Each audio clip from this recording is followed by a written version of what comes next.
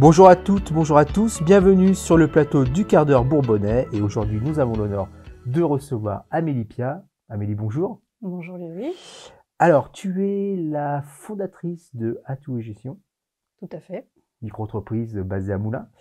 Oui. Alors, on va commencer par, tu nous parles un petit peu de ta vie, de ton parcours. Alors, quelle formation tu as? Alors, tout d'abord, je vais préciser que je ne suis pas originaire de Moulins. Tout le monde peut pas être parfait. Ah oui, mais j'ai fini par venir à Moulins, comme quoi tout est rectifiable. Donc, je suis née en Champagne. J'ai grandi dans une zone rurale. Mes études se résument à un collège en zone rurale. Et puis ensuite, un baccalauréat économique et social à l'époque. Tu t'es orienté vers baccalauréat et après donc BTS peut-être Pas du tout. Pas. J'ai passé mon bac et ensuite j'ai eu l'opportunité de quitter la France. Donc j'ai saisi cette opportunité et je suis partie pour l'Amérique latine. Alors pourquoi tu as fait ce choix de partir à l'étranger? C'était vraiment une opportunité que tu pouvais pas refuser? Alors, C'était une volonté peut-être de voir un peu ce qui se passe à l'étranger? il y avait l'opportunité, bien sûr, mais j'ai toujours eu ce rêve d'enfant et d'ado de parcourir le monde, découvrir d'autres cultures et aller à la rencontre des gens. Donc tu m'as dit que tu étais parti en Amérique, hein, c'est ça, Amérique du Sud. L'Amérique du Sud, oui. Alors pourquoi l'Amérique du Sud? Tu connaissais certains pays là-bas ou Pas du tout. pas du tout? Je ne connais... Enfin, en quelque sorte, ça m'a toujours attirée au travers des livres de géographie et d'histoire, mais j'avais jamais eu l'occasion d'y aller auparavant. Mais l'opportunité s'étant présentée, je l'ai saisie et j'y suis partie pour une douzaine d'années. Tu as fait quel pays? Alors, l'Équateur, une dizaine d'années, et le Pérou, 2 ans. Et est-ce que tu parlais espagnol ou Pas du tout. Pas du tout. Alors toi, t'es une vraie aventurière, hein. Oui, alors, il faut dire aussi qu'à l'époque, je suis partie en 99. À l'époque, il n'y avait pas d'internet. Enfin, c'était les balbutiements d'Internet et puis le smartphone n'existait pas. Je dirais que même ce type de voyage n'était quand même pas aussi démocratisé qu'aujourd'hui. Donc, il y avait quand même une soif d'aventure et d'expériences différentes. Quel métier tu as exercé là-bas? Parce que vu que tu parlais pas espagnol, c'est quand même pas forcément simple de t'intégrer très facilement dans la société de ces pays d'Amérique du Sud. Pas du tout non plus. Mais j'ai d'abord appris l'espagnol. Ça m'a pris 3 mois avant d'en avoir une bonne compréhension. Et puis ensuite, pour acquérir les subtilités de la langue, ça a pris une petite année. C'était rapide quand même. Je me rends pas compte. Le premier job que j'ai fait, je suis entrée en tant qu'assistante d'un avocat français qui était à Quito. Ceci étant, il y avait cette facilité de pouvoir échanger avec mon employeur en français, mais le public était équatorien et j'avais cette obligation de communiquer en espagnol. Donc l'immersion totale a fait que j'ai appris relativement rapidement. Et après, donc tu es resté sur cet emploi-là ou tu as fait d'autres emplois là-bas? Non, chemin faisant, j'ai fait des rencontres et puis je suis tombée sur un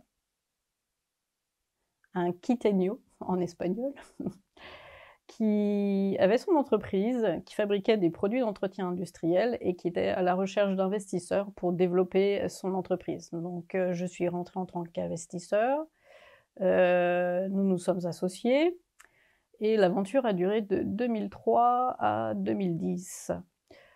Donc je suis rentrée, lui est resté sur la partie production et moi je suis rentrée sur la partie gestion de l'administratif, du commercial et la gestion des commerciaux aussi.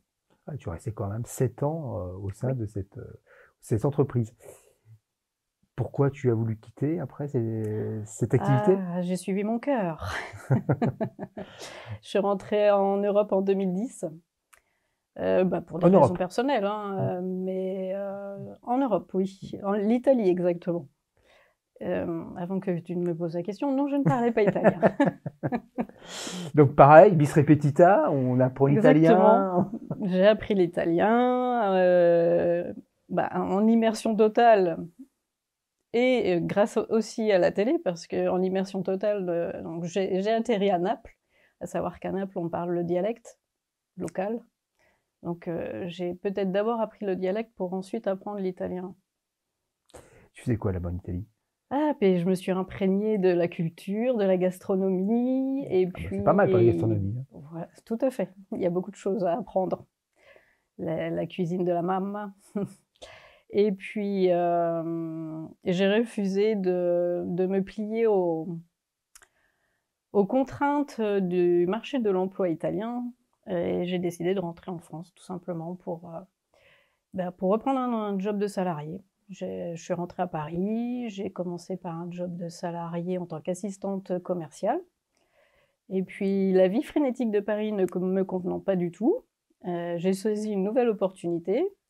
Il y avait un poste d'assistante de direction qui se créait juste à côté de Moulins sur l'exploitation maraîchère en bio. Ça correspondait à mes valeurs, le cadre de travail me correspondait, et puis le cadre de vie de Moulins m'attirait beaucoup. Ça change de Naples. Ah, beaucoup, oui. Et de Paris C'est aussi. beaucoup plus organisé. Donc voilà, donc tu es arrivé, tu viens d'Italie, tu es sur Paris, tu trouves un job sur Moulins. Combien de temps s'est passé avant que tu crées justement cette entreprise? Alors, je suis arrivée à Moulins en 2014 et j'ai créé mon entreprise en 2021. Donc oui, j'ai fait quelques années d'assistante de direction avant de passer le cap de créer mon entreprise. Alors pourquoi la création de À Toute Gestion? En tant qu'assistante de direction, on est là pour accompagner le dirigeant, mais on n'a pas ce pouvoir de décision. Et à vrai dire, le pouvoir de décision et le fait d'être entrepreneur, dans le fond, me manquait.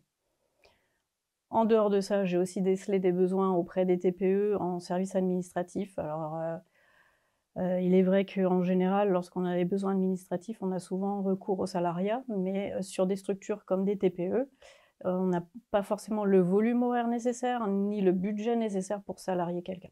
Mmh. Ça a été les motivations principales de la création de À Toute Gestion. Je suis là pour répondre aux besoins des TPE, qui ont un volume horaire de besoins administratifs, commerciaux et budgétaires, parce que je fais beaucoup de gestion de trésorerie. J'accompagne les dirigeants sur leur gestion de trésorerie et les prévisions.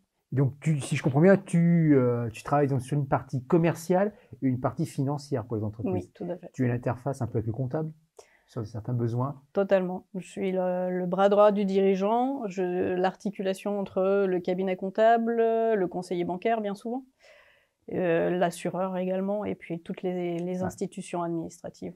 C'est vrai qu'aujourd'hui, il est quand même très difficile, des fois, recruter, entre guillemets, la perle rare au sein d'une entreprise. Et c'est vrai que faire intervenir une structure comme la tienne peut être intéressant pour un chef d'entreprise. Tout à fait. C'est une prestation qui est tout à fait malléable, puisque on fonctionne sur le volume horaire décidé par le client et sur un taux horaire qui est plutôt accessible. Le panel un petit peu de tes clients, plutôt de l'administratif, de l'industriel? Alors, je suis plutôt spécialisée dans le milieu agricole, et encore plus spécifique dans l'agriculture biologique, et les artisans du bâtiment, principalement. J'ai quelques artisans de bouche également. Donc, c'est quand même assez varié. C'est quand même assez varié. Clientèle assez variée. Ton rayon d'action, à peu près? Je suis basée à Moulins. Je travaille à 80% en distanciel, donc je pourrais tout à fait répondre à des demandes nationales ou même internationales, dès lors qu'on est francophone ou hispanophone. Voilà, je veux dire, c'est pas un souci. Hein. Non.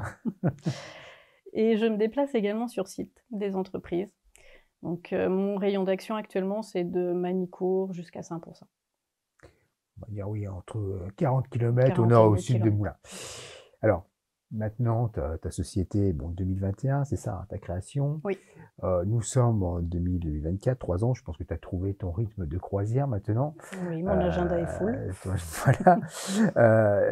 Je présume que tu dois avoir des envies de développer, peut-être d'apporter d'autres services aujourd'hui? Tout à fait.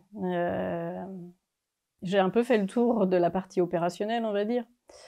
Et puis mon agenda étant complet, je ne peux pas prendre davantage de clients et je trouve dommage de ne pas pouvoir répondre et soutenir d'autres chefs d'entreprise. C'est frustrant.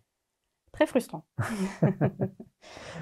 Et donc le projet à moyen terme, c'est de créer une agence d'assistantes indépendantes, tout comme moi. Donc elle viendrait compléter mes compétences et mes connaissances, puisque le but étant de rassembler une petite équipe dont chacune serait spécialisée dans un domaine d'activité spécifique et pouvoir les mettre en relation avec les chefs d'entreprise. Donc, trouver le client idéal pour ces assistantes et donner aux clients leur assistante idéale. Donc, si je comprends bien, des indépendantes.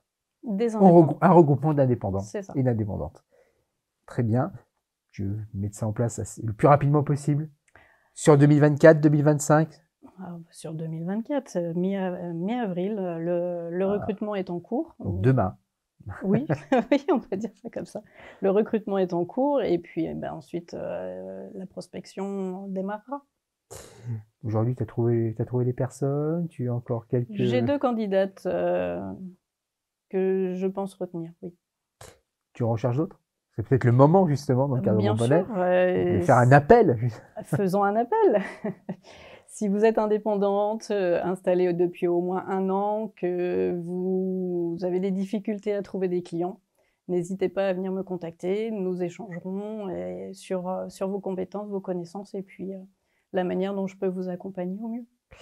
Alors, si on veut te trouver, comment ça se passe? Est-ce qu'on va sur Facebook? On te trouve sur les pages jaunes, donc à l'ancienne, ou alors, je sais pas, c'est bouche à oreille, alors, puisque tu disais que tu travaillais chez toi, mais tu travailles pas sur un site en particulier pour des rendez-vous, ce genre de choses-là, des rendez-vous professionnels?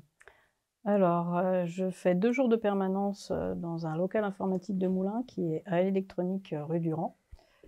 Et en dehors de ça, vous pouvez me trouver sur les réseaux sociaux. Oui, j'ai bien un Facebook à toute gestion, depuis lequel vous pourrez prendre rendez-vous en ligne.